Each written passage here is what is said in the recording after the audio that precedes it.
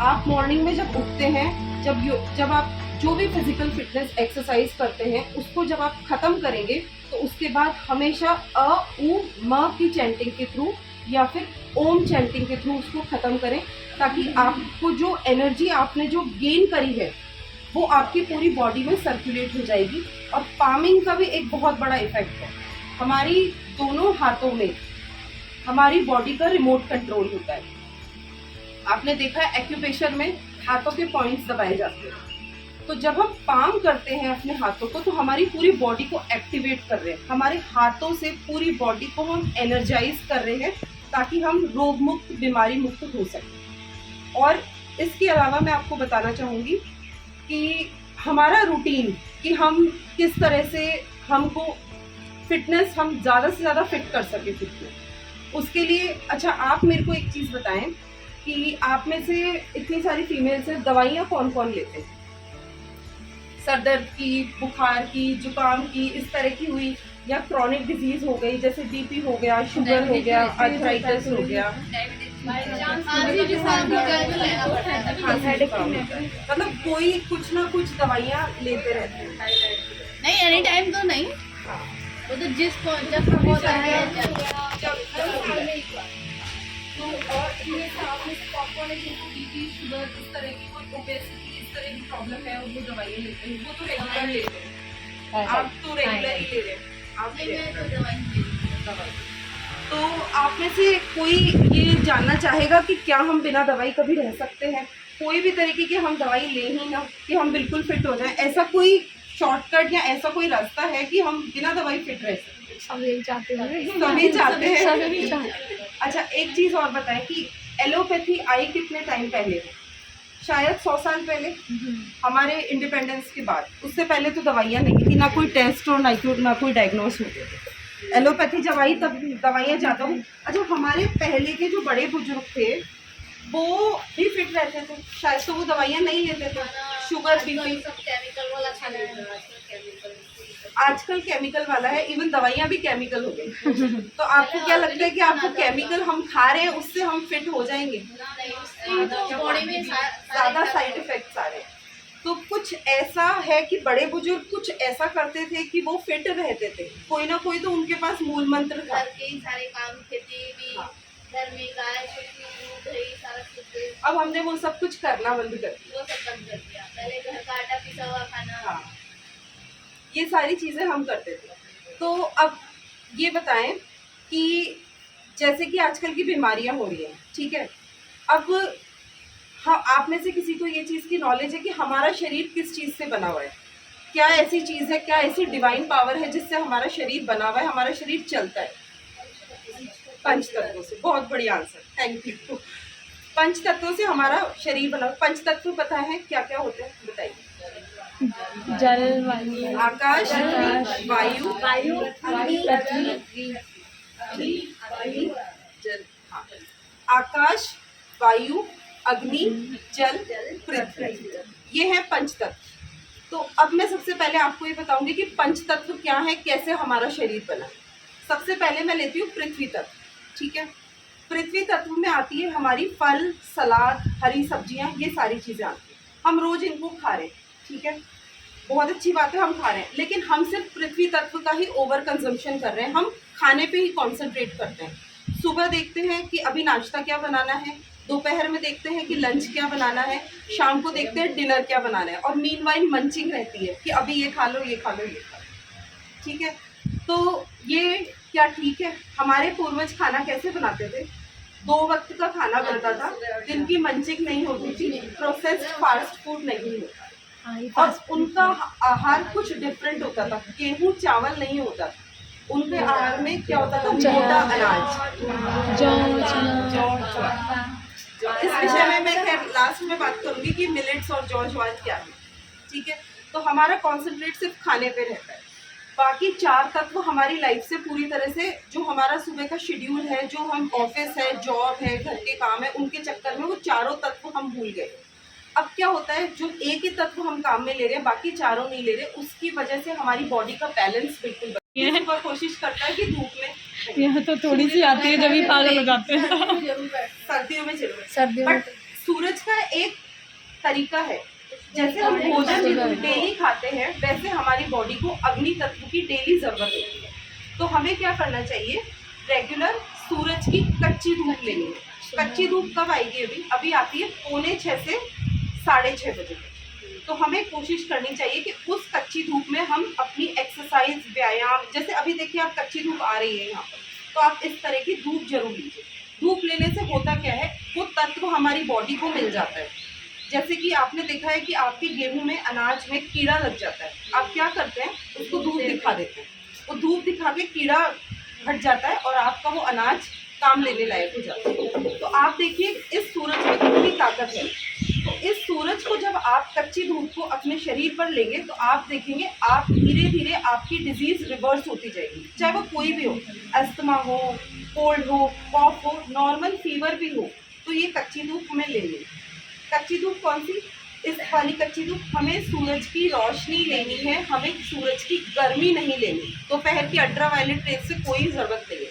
सुबह की कच्ची धूप, अगर आप में से कोई ऐसी फीमेल है जो वर्किंग है तो आप शाम की कच्ची धूप ले सकते हो जब सूरज ढलता है। जैसे आप माने वो ऑरेंज कलर का जो सूरज होता है ना 6:30 बजे वाला, वो आप धूप लो, ठीक है। अब मैंने आपको बताया अभी पृथ्वी, आकाश, सॉरी पृथ्वी, अग्नि और वायु। अब मैं आपको बताती हूँ जल तत्व, ठीक है। जल, हमारा जो शरीर है वो 80% पानी का बना हुआ है। अब हम पहले, आपने देखा है पहले नदियाँ होते थे, कुएं होते थे, तालाब होते थे, हम घंटों घंटों कपड़े धो रहे हैं, औरतें गीली हो जाती थी कपड़े धोने में, नहाने में, शरीर गीला ही, मतलब आप समझे कि गीला ही रहता था, पसीना आ रहा है तो भी गीला, नहा रहे हैं तो भी गीला, 2-2, 3-3 बार कुएं से पानी भर के ला रहे हैं, तालाबों में नहा रहे हैं, झरने नदियों में नहा रहे हैं, वो सब चीज़ें खत्म हो गई। तो हमारा शरीर में पानी तत्व की कमी आ गई। पानी हम रोज पी रहे हैं, वो भी हम क्या पी रहे हैं, आरओ वाटर। मतलब आरओ वाटर में क्या होता है कि आरओ से मिनरल्स सब निकल जाते हैं, क्योंकि आरओ में जो मशीनरी लगी है उसको ये नहीं पता कि क्या निकालना है, वो अपनी तरफ से सब कुछ निकाल रहा है। वो आपको पानी अच्छा दे रहा है लेकिन वो मिनरल लेस वाटर है। अगर फ्लोराइड है, फ्लोराइड भी निकाल रहा है, कैल्शियम भी निकाल रहा है, तो हमारा खत्म हो रहा है, जिंक खत्म हो रहा है, जो हमारी जरूरत है। तो अब उसके लिए हमें क्या करना है, उसके लिए हमें एक काम करना है, अपने घर में जो हमारे घड़े हैं, हमें आरओ वाटर को हमारे घर में घड़े में भरना है और एक मार्केट से लेनी है कॉपर प्लेट। तांबे की एक प्लेट आती है, इतनी चौड़ी एक प्लेट होती है कॉपर की, आप देखेंगे आपको यहाँ पे त्रिपोलिया बाजार में मिल जाएगी, ठीक है। वहाँ बड़े बड़े बेल्ट टाइप रखे होते हैं कॉपर के, वो आप अपना इतना इतना चौड़ा कॉपर प्लेट एक कटवाएंगे और उसको अपने घड़े के पानी में डाल देंगे। क्या करती है ये कॉपर प्लेट, कॉपर प्लेट आपके पानी को इलेक्ट्रॉन्स और पॉजिटिव इलेक्ट्रॉन्स प्रोवाइड करती है, आपके पानी को झरने जैसा पानी बना देती है, मतलब जो फ्लोइंग वाटर है जिसमें सारे मिनरल्स हैं। और क्या करेगी, जो प्लास्टिक कंटेंट जो आरओ से आपके पानी में आ गया है उसको ये एब्जॉर्ब कर लेगी। आप देखेंगे जब एक दिन आप कॉपर प्लेट पानी में डालेंगे और उस प्लेट को बाहर निकालेंगे जब आप, तो आप देखेंगे वो काली काली हो जाती है। क्यों काली होती है, वो इम्प्योरिटीज खींच लेती है पानी की और पानी को एक मूविंग वाटर बना देती है, जो झरने का पानी है। पहले की फीमेल्स झरने का पानी, नदियों का पानी पीती थी, वो लिविंग वाटर था, मतलब हमारी सेल्स को चाहिए लिविंग वाटर, तो वो मिल जाता है। अब आपको करना क्या है कि आप 24 आवर्स के लिए मटके में वो कॉपर प्लेट डालेंगे और कॉपर प्लेट को निकाल कर वापस से वॉश करेंगे। फिर वो पानी काम में लेंगे, या तो 2 घड़े बना लेंगे, दूसरे घड़े में फिर उसको डाल देंगे, ताकि एक पानी आपका तैयार हो गया। प्लास्टिक है, नैनो पार्टिकल्स हैं प्लास्टिक के, वो सब उससे तांबे की खत्म। चरी में पानी भरते हैं। तांबे की चरी का प्रॉब्लम ये आता है कि उसको हम साफ नहीं कर पाते अंदर से। मैंने आपको एक चीज़ बताई कि प्लेट को हमें डेली साफ करना है, डेली नींबू नमक से साफ करना है 24, ताकि उसका वो गंदगी है जो रस्टिंग है। आप देखें कि हमारी बॉटल्स और उनको हम अंदर से साफ अंदर से नहीं करते, ना कि तांबे के उनको साफ करते हो वैसे की वैसी रहती। तो हमें वो साफ करना जरूरी, क्योंकि वो सारी इम्प्योरिटीज है पानी की। अब वो क्या नहीं साफ करें तो नहीं जा रहा, तो कॉपर प्लेट आप यूज करेंगे, ठीक है। इसके अलावा जल तत्व में कुछ नेचुरोपैथी के हमारे ट्रीटमेंट्स रहते हैं, जैसे पेट की पट्टी वगैरह हो गई, उसके बारे में मैं आपको आगे बताऊंगी डाइट प्लान जब से, ठीक है। अब आ गया पके हुए भोजन को पचने में। सलाद को पचने में 4 घंटे लगते हैं, फलों को पचने में 3 घंटे लगते हैं, और लिक्विड को पचने में हमारे शरीर में 1.5 से 2 घंटा लगता है। तो जब हमारा शरीर डाइजेशन के काम में कंटिन्यू इन्वॉल्व रहता है तो हमारा शरीर बीमारियों को नहीं हटाता। तो फास्ट में जब हम ब्रेक रख के खाते हैं तो उस समय शरीर कुछ तो कर रहा है। वो क्या कर रहा है? वो हमारा हीलिंग प्रोसेस कर रहा है, हमारी बीमारियों को हटा रहा है। कहीं सेल्स हमारे डिस्टर्ब हो रहे हैं, कहीं टूट फूट है बॉडी की, रिपेयरिंग कर रहा है। तो हमें क्या करना चाहिए? जब हम फास्ट में हल्का खाएंगे, हम सैलेड खाएंगे, हम फ्रूट्स खाएंगे, हम लिक्विड पिएंगे, तो बॉडी की हीलिंग होगी। और जब आप इस तरह से फास्ट करेंगे तो आप ये देखेंगे कि मेरा यहाँ पर पेन था, पता नहीं मेरा कैसे चले गया, मेरे को कल हेडेक हो रहा था, आज मैंने फ्रूट ही खाया या मैंने आज लिक्विड नारियल पानी और पेठा ही पिया, पता नहीं मेरा सर दर्द अपने आप कैसे ठीक हो गया। हमारी सारी प्राण शक्ति, हमारी बॉडी की जो वाइटल पावर है, वो हमारे जहाँ बीमारी है, सर दर्द है, हाथ दर्द है, आर्थराइटिस है, अस्थमा है, ओबेसिटी है, उनको ठीक करने में लग गया। आप देखेंगे जब आप अगर वीक में 1 दिन फास्ट करेंगे या 15 दिन में एकादशी आती है, जब आप फास्ट करेंगे तो आप देखेंगे धीरे धीरे आपका बॉडी वेट कम होता जा रहा है, आपका बॉडी वेट बैलेंस आ रहा है, आप 1 हफ्ते में एनर्जेटिक महसूस करेंगे। तो फास्ट का ये तरीका है, ठीक है। अब हम आते हैं कि हमारे बीमारी का क्या कारण है।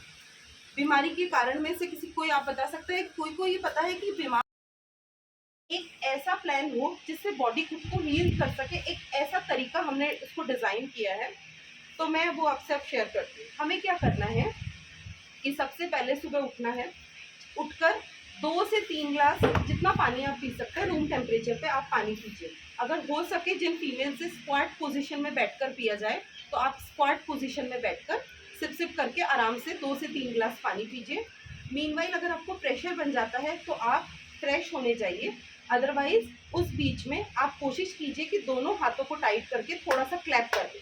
अब ये जो हम क्लैपिंग करते हैं, आप देखिए, बताइए वाइब्रेशन है।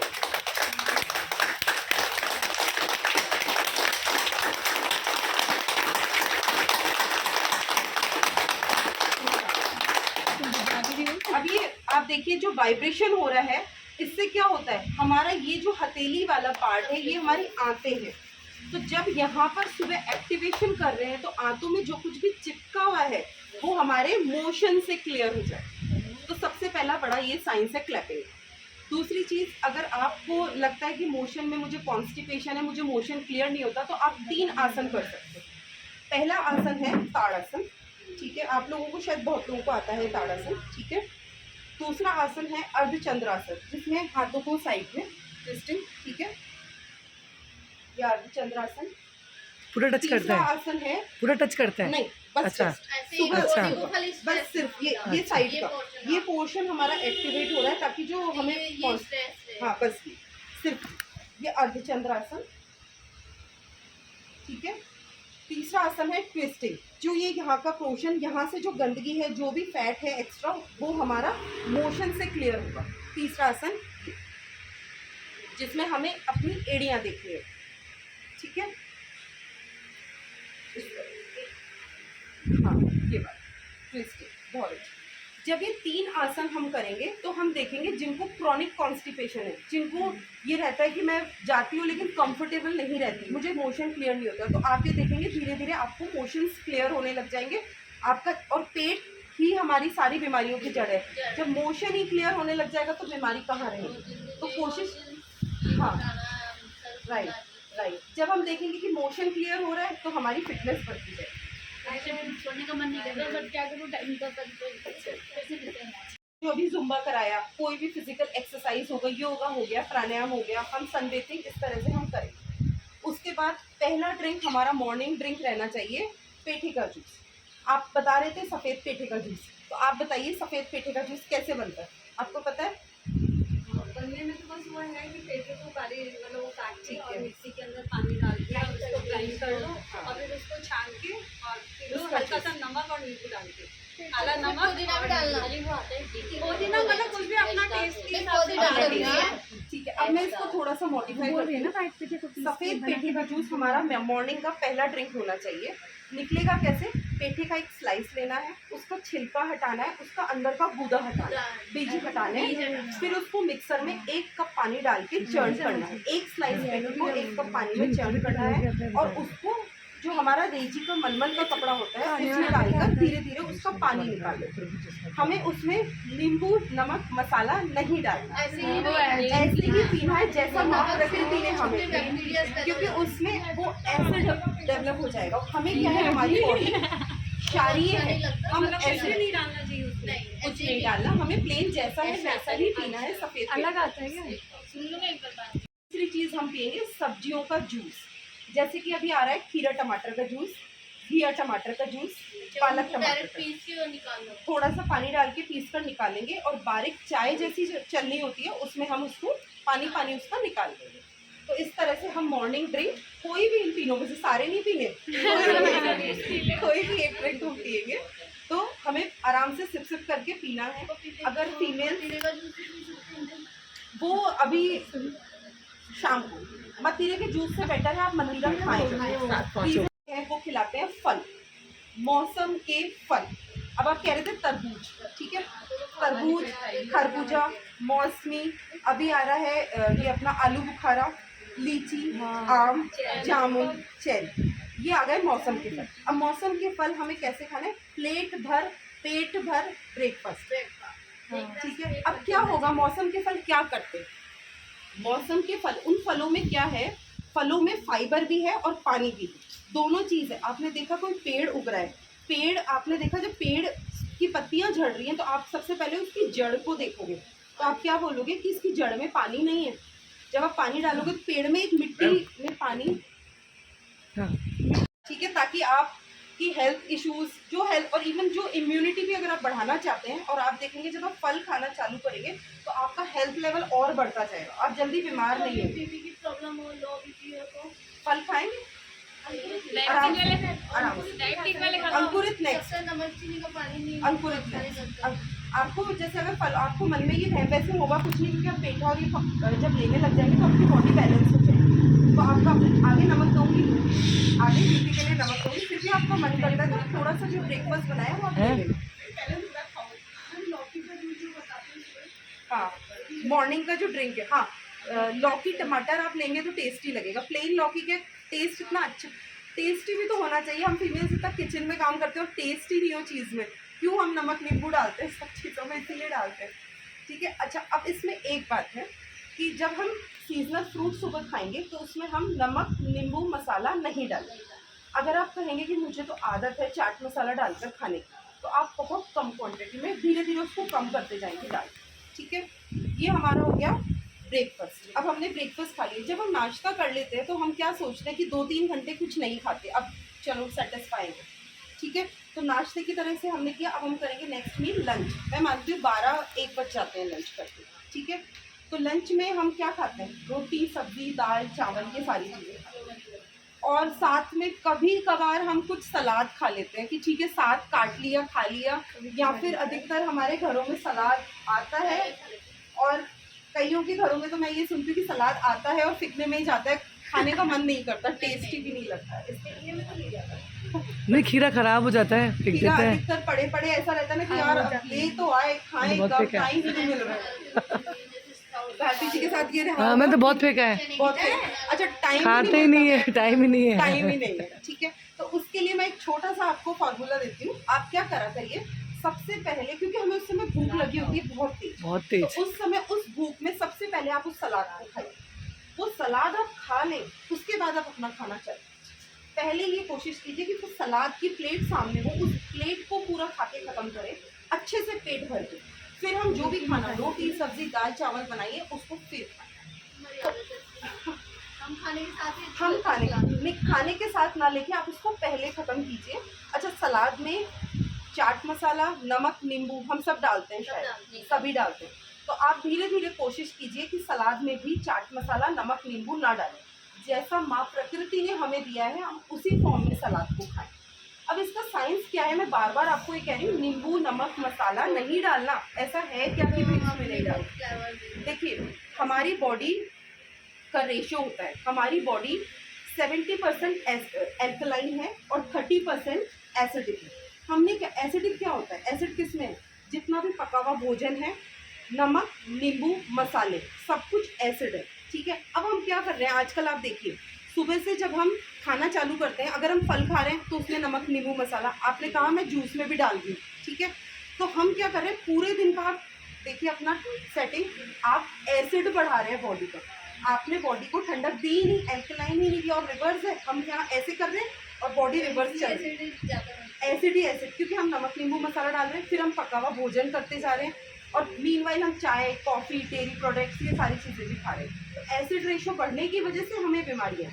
तो जब आप देखेंगे कि धीरे धीरे आप जब ये अपना डाइट में नमक, नींबू, मसाला थोड़ा थोड़ा कम करेंगे, तो आप देखेंगे वाकई में मुझे डकारें कम आने लग गई। आप देखें खीरा खा के कई लोगों को एसिडिटी होती है, क्योंकि बहुत ज़्यादा नींबू, नमक, मसाला डालें। आप कम से चालू कीजिए, हल्का हल्का नींबू, नमक, मसाला, फिर आप धीरे धीरे उसको बंद करेंगे। तो आप देखेंगे पहले जब मैंने सलाद की प्लेट खाई और बाद में मैं जब खाना खा रही हूँ, तो उसके बाद मुझे एसिडिटी कम होने लगी।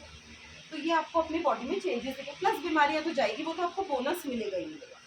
तो ये जो डाइट प्लान है, ये मैंने आपको आधे दिन का डाइट प्लान दिया है, जिसमें कि हमने आपका ओनली ब्रेकफास्ट चेंज किया है, फलों का ब्रेकफास्ट दिया है, और मॉर्निंग जूस, एनर्जी वाला जो जूस है माँ प्रकृति ने जो हमें दिया है, वो हमने आपका चेंज किया। इसके अलावा हमें, क्योंकि आजकल क्या होता है, हम जिस लाइफस्टाइल में जी रहे हैं, हमें रिटर्न जल्दी चाहिए होता है। नेचुरोपैथी में हम सब ये सोचते हैं बोरिंग है, बहुत टाइम लग जाता है, ठीक है। हमने से नेचुरोपैथी सेंटर कोई गए हैं जिन्होंने मिट्टी पट्टी वहाँ यूज़ करी, कोई ऐसा है कि मिट्टी की पट्टी लगाते हैं नेचुरोपैथी, आप गए हुए हैं, तो आप बताएंगे कैसे लगाते हैं? मतलब मिट्टी को डिप करके आपके पेट पे रखते हैं, ठीक है।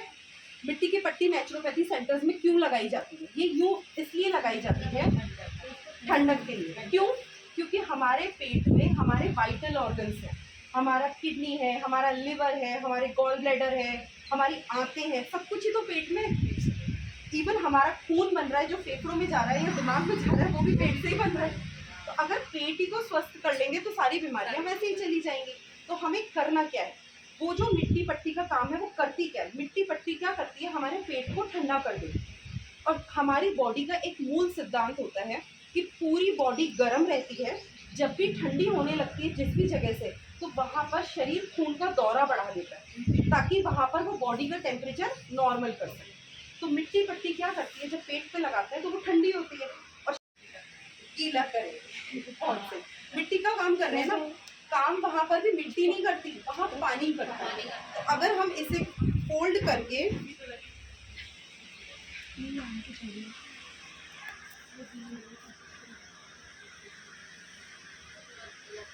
इसे गीला करके और पेट पर इस तरह से अपनी स्किन पर, ये तो मैं कपड़ों पे लगा रही हूँ, बट आप अपने पेट पर इस तरह से लगाएं, ठीक है। ये हो गई पेट की पट्टी।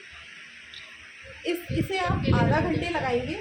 इसे लगाते समय हमें कुछ खाना पीना नहीं है, कोई एक्सरसाइज नहीं करनी, कोई योगा प्राणायाम नहीं करना, बस लगाकर हम क्या कर सकते हैं, बैठना नहीं है, हम घर का काम कर सकते हैं। क्योंकि औरतों को काम के बिना ये लगेगा कि यार ये तो टाइम वेस्ट हो गया। हम घर का काम करेंगे, हम पूजा पाठ करेंगे, ये इस तरह से साइड में आप एकदम रिलैक्सिंग हो गया। ये देखिए, ये इस तरह से इस तरह से। अच्छा, अभी जैसे आपके पास नहीं है तो आप सिंपल अपना हैंड टॉवल लेंगे, गीला करेंगे और सर को रैप करेंगे। आपका हेडेक ठीक होगा। आपको चिड़चिड़ाहट आ रही है, गुस्सा आ रहा है, आपको लग रहा है कि मुझे ऐसा लग रहा है कि बीपी ठंडा हो गया, हाँ ठंडक हो गई ना बॉडी में, आपको एकदम लगेगा हाँ अब बोल लो मुझसे जो भी चीज़ बोलनी है, अच्छा लगेगा। मक्का, ये क्या है आजकल इंग्लिश में हम बोलते हैं इनको मिलेट्स, ठीक है। तो मिलेट्स, बाजरा, मक्का, जौ नहीं, जौ मिलेट में नहीं आता, नहीं जौ गर्मी में खाते हैं। अच्छा, पहले मैं आपको उससे पहले ही बताती हूँ गेहूँ क्या कर रहे हैं हमारे, ठीक है। गेहूं में आपने देखा होगा कि आपने सुना होगा, यूट्यूब वगैरह सभी हम देख रहे हैं, गेहूं में ग्लूटेन होता है, ठीक है। ग्लूटेन क्या होता है किसी को पता है? बस सुना है कि गेहूं में ग्लूटेन होता है। आजकल ये थोड़ा सुनने में ज्यादा आ रहा है, पॉपुलर हो रहा है क्या, लेकिन उसके साथ एक ऑप्शन है, पहले मिट्टी के उसमें बनेगा, मिट्टी की हांडी में बनेगा। हांडी में बन के 3 से 4 घंटे उसको हम रखेंगे, फिर आप छाछ डाल के उसको पिएंगे राबड़ी। आपने देखा राबड़ी ऐसे ही आप पीते थे, रात को बनाते थे, सुबह पीते थे, और कभी B12 कम नहीं आता था, अब आने लगा है। तो ये इस तरह से इस अनाज तो को ये पीस के, बाजरे की ठीक है। इसका पहले मैंने आपको बताया, इसका राइस या दलिया बनाएंगे, इसकी आप राबड़ी बनाएंगे। तीसरी चीज़ आप इसकी रोटी बना सकते हैं इसके आटे की। चौथी चीज़ सबसे अच्छी, आप इसका इडली, उत्पम, डोसा बना सकते हैं। पीस कर, जैसे अपन चावल पीसते हैं ऐसे ही सेम चावल की जगह खीर भी बन सकती है, खीर बन सकती है चावल की तरह। तो आपने देखा कि जो आप काम गेहूं का कर रहे हैं वो सारा काम इसका हो रहा है। डिनर, लंच, कभी भी आप इसको खाएं। पहली चीज़, इसका फाइबर ज़्यादा है, इसमें ग्लूटेन नहीं है। ये कितने रुपए की थैली है? क्या कितने रुपए की थैली है? ये 100 रुपीज़ आधे हाँ, की। आधा। ठीक है, ये इसका देखिए एक महंगा है, लेकिन ये इतना सा आपने देखा सावक कितना फूल जाता है। हाँ। तो इसका क्वांटिटी बहुत, जैसे आपने गेहूं लिया, डालो 2 मुट्ठी, इसमें कितना बच जाता है। सेम यही है। अगर ये इतना आपको एक्सपेंसिव पड़ रहा है, ये एक्सपेंसिव क्यों पड़ रहा है? क्योंकि हमारे यहाँ ये उग ही नहीं रहा ना। अगर ये उगा ले तो यही 50 का हो जाएगा।